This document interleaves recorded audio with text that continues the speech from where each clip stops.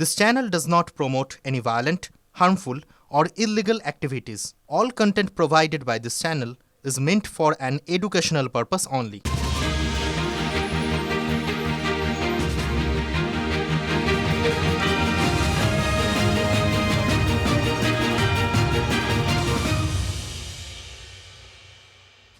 ও lovely, এটা বলে শুরু করতে হচ্ছে। তৃণমূল বলছে এসআইআর আসলে ষড়যন্ত্র। কিসের ষড়যন্ত্র? তৃণমূল বলছে নাম বাদ দেওয়ার ষড়যন্ত্র। এসআইআর শুরুর আগে থেকেই কিন্তু তৃণমূল একথা বারবার বলে এসেছে, পরেও বলেছে। জায়গায় জায়গায় বিক্ষোভও শুরু হয়েছে। তারই মধ্যে কি জানতে পারা গেল? ও লাভলি, কেন বলছি আপনাদের বলি। এসআইআরের বিবেচনাধীনের তালিকায় নাম আছে কার জানেন? বিতর্কিত তৃণমূল নেত্রী লাভলি খাতুনের। চেনেন লাভলি খাতুনকে? তাও বলি। মালদার হরিশ্চন্দ্রপুরের রশিদাবাদের প্রাক্তন পঞ্চায়েত প্রধান তিনি। বাংলাদেশ থেকে ভারতে ঢুকে নাম বদলের অভিযোগ আছে তার বিরুদ্ধে। লাভলির আসল নাম নাসিয়া শেখ। অভিযোগ, পাসপোর্ট ছাড়া অবৈধভাবে তিনি ভারতে ঢোকেন, তারপর নিজের নাম, বাবার নাম তিনি বদলে ফেলেন। 2015 সালে তার ভোটার কার্ড হয়, 2018 সালে হয় জন্ম সার্টিফিকেট, মানে বার্থ সার্টিফিকেট। ওবিসি সার্টিফিকেটও জাল করার অভিযোগ ছিল তার বিরুদ্ধে। নথিতে নাসিয়ার বাবার নাম শেখ মুস্তাফা, কিন্তু অভিযোগ লাভলির বাবার, বা জানা যায় বলা ভালো, লাভলির বাবার আসল নাম জামিল বিশ্বাস। কলকাতা হাইকোর্টের পর মামলা হয়, তারপর লাভলি খাতুনকে পঞ্চায়েত প্রধানের পদ থেকে তৃণমূল কংগ্রেস সরিয়ে দেয়। তদন্তের ভিত্তিতে তার পঞ্চায়েত সদস্য পদও এরপর বাতিল হয়। তারপরও লাভলির নাম ভোটার লিস্ট থেকে মুছে যায়নি, বিবেচনাধীন। লাভলির এই যে বলে না এনুমারেশন ফর্ম, সেই এনুমারেশন সেই ফর্ম বিএলওর ওপর চাপ দিয়ে তৈরি করা হয়েছিল, মানে তৈরি করে ফর্ম বিএলওর ওপর চাপ দিয়ে ফিল আপ করে জমা দেওয়া হয়েছিল। মানে এখানেও একটা ওই প্রেশার পলিটিক্স আছে। অনেকদিন ধরেই বিরোধীরা অভিযোগ করে আসছে যে বিএলও, ইআরও, এইআরওদের প্রভাবিত করছে তৃণমূল, মানে রাজ্য সরকার। এক্ষেত্রে কিন্তু সেটা অনেকটা প্রকট হচ্ছে। কমিশনের আন্ডারে ইআরও কাজ করে, কিন্তু বারবার যেটা সমস্যা হয়ে যাচ্ছে, ইআরওরা হচ্ছে সব রাজ্য সরকারের অফিসার। বিডিওর তো নাম চেঞ্জ হয়ে গেছে। বিডিওর আগে ফুল ফর্ম ছিল ব্লক ডেভেলপমেন্ট অফিসার, এখন সেটা হয়ে গেছে বেচারা দিদির অফিসার। যারা নির্বাচন কমিশনের কর্মী, তারা যেহেতু রাজ্য সরকারের আধিকারিক, প্রথম দিন থেকে তাদেরকে চোখ রাঙানো হয়েছে। এত পর্যন্ত শুনে আপনারা নিশ্চয়ই এ প্রশ্ন ভাবছেন মনে মনে, সত্যি কি তাই? ঘটনাটা কি তাই? আমার সহকর্মী, আমাদের প্রতিনিধি শ্রাবন্তী সাহার একটা বিস্ফোরক রিপোর্ট, একটু মন দিয়ে শুনুন প্লিজ, উত্তর পাবেন। দক্ষিণ কলকাতার 4 বিধানসভা যে ডিলিশন, অর্থাৎ যে বাদ যাওয়ার তালিকাটা যদি আমরা দেখি, সেখানে আমরা দেখব মমতা বন্দ্যোপাধ্যায়ের কনস্টিটিউয়েন্সি ভবানীপুরে পড়েছে মাত্র 2232 কাছাকাছি সংখ্যাটা। বাদবাকি সমস্ত জায়গায় 4টি বিধানসভা কেন্দ্র মিলিয়ে যে বাদ পড়ার ছবিটা রয়েছে, তাতে একেবারেই খুশি নন রোল অবজারভাররা। এই 4 বিধানসভার দায়িত্বে ছিলেন সি মুরুগান। এসআইআর চলাকালীন যাকে সব থেকে বেশি বিক্ষোভের মুখে পড়তে হয়েছে তৃণমূল কংগ্রেসে। সূত্র মারফত খবর, যখন এই 4 বিধানসভায় এসআইআরের কাজ চলছিল, সেই সময় সি মুরুগান সহ বাদবাকি রোল অবজারভাররা বারবার ইআরওদের কাছে গোটা বিষয়টি আরেকবার, বহু ভোটারের নাম এমন উঠে আসে যেখানে তাদের সন্দেহ ছিল, এবং তারা সেই সন্দেহ নিরসনের জন্য ইআরওদের কাছে আবেদনও করেছিলেন। যদিও তাদের দাবি, সেই ধরনের আবেদন নামঞ্জুর করেই ইআরওরা যখন খুশি নাম তুলে দিয়েছে। এসআইআর চলাকালীন ভোটারদের অন্যতম অভিযোগ ছিল যে বারবার শুনানিতে ডেকে হয়রানি করা হচ্ছে। এই হয়রানির শিকার হিসেবে রোল অবজারভারদের বক্তব্য আরও গুরুতর। তাদের বক্তব্য, ভবানীপুরের মতো জায়গায় যেখানে বহু ভোটার তাদের পাসপোর্ট জমা দিয়েছিলেন, তারপরেও সেখানে সন্দেহ প্রকাশ করে ইআরওদের পক্ষ থেকে ফের নতুন করে রোল ব্যাক করানো হয়। কেন এভাবে দুবার করে এই তথ্য চেক করার জন্য পাঠানো হয়েছে, সে নিয়ে প্রশ্ন তুলেছেন রোল অবজারভাররা। এটাও তারা প্রশ্ন করছেন, কোথাও গিয়ে কি ইচ্ছা করে এই ইআরও এবং ইআরওরা এই ধরনের হয়রানির শিকার করিয়েছেন সাধারণ ভোটারদের, যাতে গোটা এসআইআর নিয়ে প্রশ্ন উঠে যায়। এসআইআরের চূড়ান্ত তালিকা প্রকাশের পরও বিবেচনাধীন 60,06,675 জন। আর সেই তালিকায় লাভলি খাতুন যেমন আছেন, তেমনই আছেন বেশ কিছু বাঘা নাম।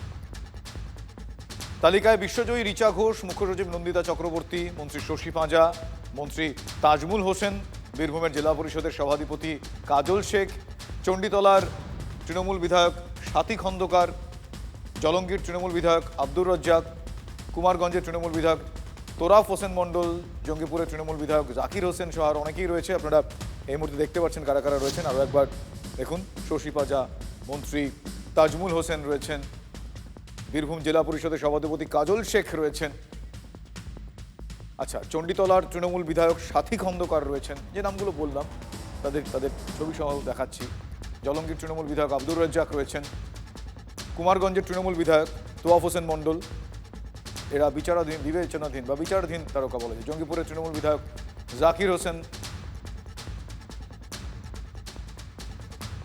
ফলে একটা জেলা থেকে আমি যদি আপনাদের কাছে আন্ডার অ্যাডজুডিকেশন এখন লিস্টটা খালি দেখি, উত্তর দিনাজপুরে 4,80,000 ভোটার লিস্টে নাম রয়েছে 21 লক্ষ, মানে প্রায় 30%। মালদায় ভোটার লিস্টে নাম রয়েছে 29 লাখ, আন্ডার অ্যাডজুডিকেশন প্রায় 8.5 লাখ, মানে 40% ভোটারকে আপনি বাতিল করতে চাইছেন মালদার ক্ষেত্রে। মুর্শিদাবাদ 54 লক্ষ ভোটার লিস্টে নাম রয়েছে, আন্ডার অ্যাডজুডিকেশন 11,01,000, মানে প্রায় 20%-এর উপরে। অভিযোগটা আগে উঠেছে, এখনো উঠছে। বেছে বেছে মুসলিম ভোটারদের টার্গেট করছে নির্বাচন কমিশন। অঙ্কটা পরিষ্কার, মুসলিমরা তৃণমূলের সবচেয়ে বড় ভোট ব্যাংক। তাহলে মতুয়াগড়ে এসআইআর ধাক্কা মারলো কেন? মতুয়ারা তো বিজেপির ভোট ব্যাংক। প্রথমে যেগুলো বলা হচ্ছিল ধর্মের ভিত্তিতে ভেদাভেদ, তার কিছু প্রমাণ পাওয়া যাচ্ছে। আবার উল্টো দিকে মতুয়া সমাজ, তাদেরকে অথৈ জলে ফেলে দেওয়া হয়েছে। পশ্চিমবাংলায় যেখানে যেখানে মতুয়া অধ্যুষিত এলাকা, সেখানে প্রায় 90% মতুয়াদের ভোট কাটা গেছে, যারা ওপার বাংলা থেকে এসছে। এসআইতে আমাকে ভোটের নাম সব করা কাটা গেছে। 14 আনাই মতুয়া বাজাচ্ছে, 2 আনাই থাকতেছে। আমাদের ভোট যদি আজকে মতুয়াদের ভোট যদি অবৈধ হয়, প্রধানমন্ত্রীও কিন্তু তাহলে অবৈধ, ওনারও কিন্তু পদত্যাগ এক্ষুনি করতে হবে। শুভেন্দু অধিকারী, স্বপন মজুমদার, অসীম সরকার, এরা যে মিথ্যাচার করেছে, এরা গাদ্দার এবং বিশ্বাসঘাতকতার একটা নজির হয়ে থাকবে। যারা বিজেপিকে ভোট দিয়েছিল তাদের আজকে বোঝা উচিত যে তাদের আজকে বিজেপি কিভাবে ভোটটা কেটে দিল।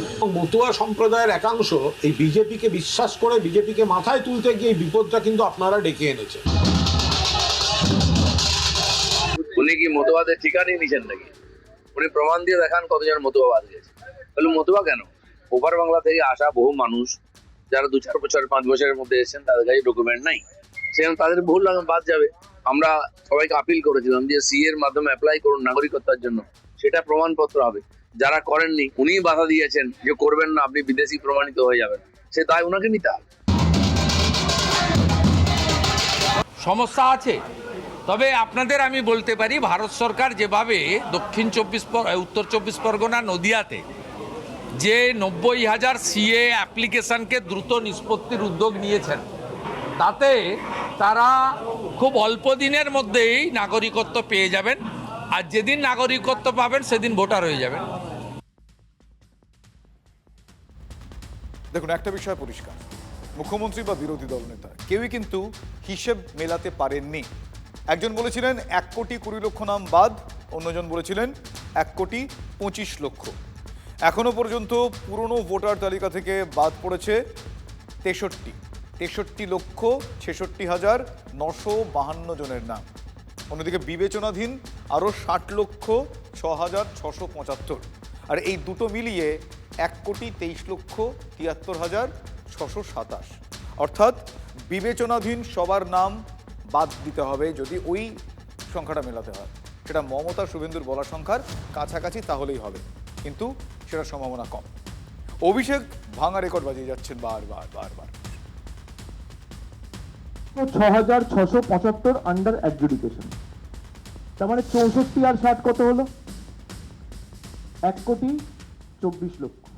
শুভেন্দু অধিকারী বলেছে 1,25,00,000। বিহারে যদি 50 লাখ বাদ যায়, এখানে 1,25,00,000। বাংলাদেশি মুসলমান আর রোহিঙ্গা বাদ যাবে। টার্গেট অনেক আগে সেট করে দেওয়া হয়েছে। তৃণমূলের কোনো নেতা বলেনি যে 1 কোটি নাম বাদ যাবে। ए लोगों ने छुपा के छुपा रुस्तम लोगों ने 1 कोटी 20 लाख लोगों को नाम उतार दिया। বিজেপির নেতারা বলেছে এই ভয়ের আতঙ্কের পরিবেশ যদি কেউ ছড়িয়ে থাকে তার জন্য একমাত্র দায় হচ্ছে বিজেপি আর ইলেকশন কমিশন। এসআইআর সামনে পেছনে এনআরসি, তার মানে এটা এসআইআর না এটা এনআরসি? আমি মনে করি এটা এসআইআর নয়, এটা এনআরসি করার চক্রান্ত চলছে, এর পেছনে এনআরসি চক্রান্ত আছে। এনআরসি না করতে পেরে এসআইআর এর মাধ্যমে ব্যাকডোর দিয়ে এনআরসি করার একটা প্রচেষ্টা, তার জবাব কিন্তু শুধু আসলে মানুষ নেবে। 6 তারিখ মেট্রো চ্যানেলে মমতা বন্দ্যোপাধ্যায় নিজে এই নিয়ে প্রতিবাদ কর্মসূচি নিয়েছে। তিনি অবস্থান বিক্ষোভ এবং ধর্নায় দুপুর 2টো থেকে নিজে বসবেন। এসআইআর শুরুর আগে অভিষেক বন্দ্যোপাধ্যায় বলেছিলেন যে বাংলায় এসআইআর হবে না, হয়েছে। এসআইআর শুরুর দিন মিছিলে হেঁটেছিলেন মমতা বন্দ্যোপাধ্যায়, অভিষেক বন্দ্যোপাধ্যায়। তারপর তো ব্যাক টু ব্যাক অনেকগুলো ঘটনা ঘটেছে, অনেক কাণ্ড বলা যেত। এসআইআর এর অসম্পূর্ণ চূড়ান্ত তালিকার পর মমতা বন্দ্যোপাধ্যায় আবারও ধর্নায় বসার সিদ্ধান্ত নিয়েছেন। এরই মধ্যে হঠাৎ রাষ্ট্রপতি শাসনের কথা বলে বসলেন অভিষেক।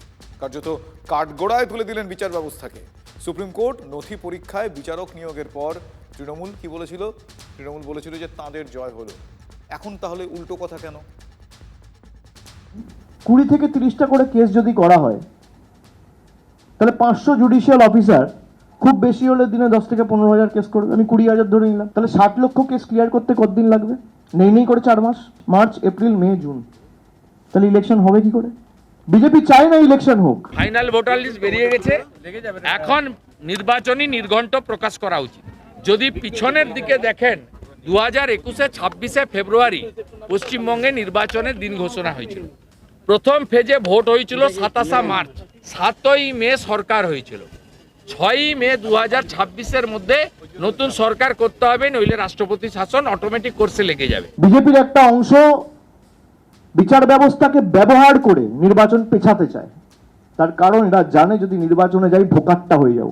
আগামী 20 দিনের মধ্যে, 15 দিনের মধ্যে, 10 দিনের মধ্যে যবেই ভোট ঘোষণা হবে তার আগে এই 60 লক্ষ কেস ক্লিয়ার করা হোক। বিজেপি একদম প্রস্তুত নির্বাচনের জন্য। আমরা পশ্চিমবঙ্গে প্রস্তুত। আমাদের গৃহ সম্পর্ক অভিযান, আমাদের পার্টির যে সংগঠন মজবুতির সাথে আমরা করছি। Yes, and to me it looks like a very carefully drafted strategy where they are taking the judicial route without putting any blame on any judges or justices. They are taking the judiciary route to delay the election and impose something like a president's rule. 6ই মে 2026-এর মধ্যে নতুন সরকার করতে হবে, নইলে রাষ্ট্রপতি শাসন automatic কোর্সে লেগে যাবে। ভোট ঘোষণার আগে দেওয়াল দখল, কার হবে দেওয়াল? সেই দেওয়াল দখলের লড়াই থাকলো না, ধুন্ধুমার কাণ্ড। নেতাজি নগর থানার সামনে তৃণমূল এবং বিজেপির কর্মী সমর্থকদের মধ্যে সংঘর্ষ, হাতাহাতি, লাঠালাঠি, ব্যারিকেড ধরে টানা হেঁচড়া, গার্ডরেল বলা ভালো, ব্যারিকেড নয়। তৃণমূলের বিরুদ্ধে হামলার অভিযোগ করেছে বিজেপি। একাধিক বিজেপি কর্মী আহত হয়েছেন। সেই প্রতিবাদে নেতাজি নগর থানার সামনে বিক্ষোভ দেখায় বিজেপি। সেই সময় তৃণমূলের কর্মী সমর্থকরাও সেখানে যায়। তারপরে এই পরিস্থিতি যা আপনারা এই মুহূর্তে TV9 বাংলার পর্দায় দেখছেন।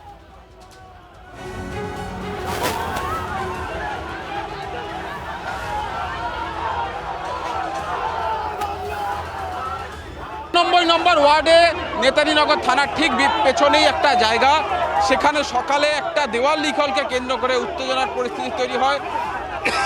দুপক্ষই একে অপরের বিরুদ্ধে অভিযোগ করতে থাকে এবং বিজেপির তরফ থেকে অভিযোগ যে বিজেপির কর্মী সমর্থকেরা যখন দেওয়াল লিখন তারা করতে গিয়েছিল তখন তৃণমূল মারধর করে, যদিও পাল্টা তৃণমূলের তরফ থেকে অভিযোগ অস্বীকার করা হচ্ছে। এবং এই মুহূর্তে থানার সামনের পরিস্থিতি দেখো যে ব্যারিকেড দেওয়া হয়েছে পুলিশের তরফ থেকে। কিছু সময় আগেই তৃণমূল বিজেপি দুপক্ষ মুখোমুখি হয়ে যায় এবং হাতাহাতি চলতে থাকে।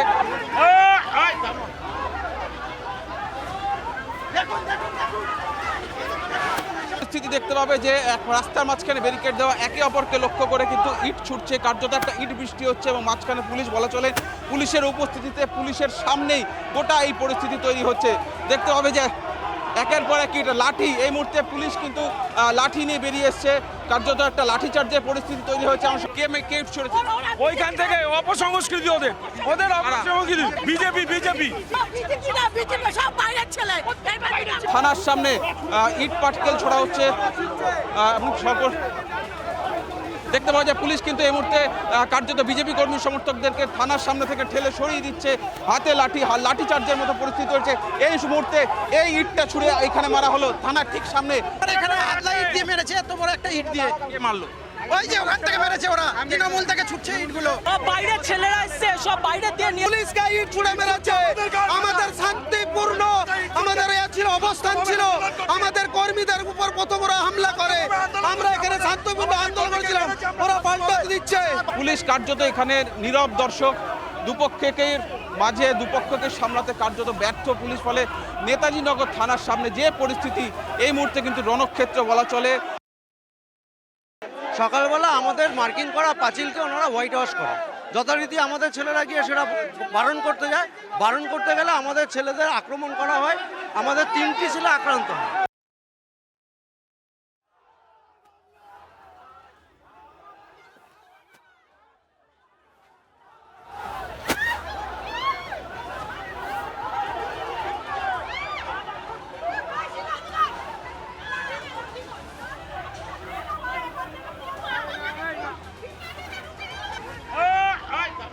অন্যদিকে হাওড়ার গোলাবাড়িতে প্রমোটার খুনের ঘটনার 4 দিন পার হয়ে গিয়েছে, এখনো মূল অভিযুক্ত হারুন, রোহিত, অধরা। কেন পুলিশ নিষ্ক্রিয়? প্রশ্ন তুলে গোলাবাড়ি থানা ঘেরাও বাম ছাত্র যুবক। পুলিশের সঙ্গে তাদের ধস্তাধস্তিও বেজে যায়, সেই সময়কার ছবি দেখছি। হাওড়ার গোলাবাড়িতে প্রমোটার খুনের ঘটনার 4 দিন পার হয়ে গিয়েছে, এখনো মূল অভিযুক্ত হারুন আর রোহিত, অধরা। পুলিশ কেন নিষ্ক্রিয়? পুলিশের ভূমিকা নিয়ে প্রশ্ন তুলে গোলাবাড়ি থানা ঘেরাও করেন বাম ছাত্র যুব প্রতিনিধিরা। পুলিশের সঙ্গে তাদের ধস্তাধস্তি বেঁধে যায়।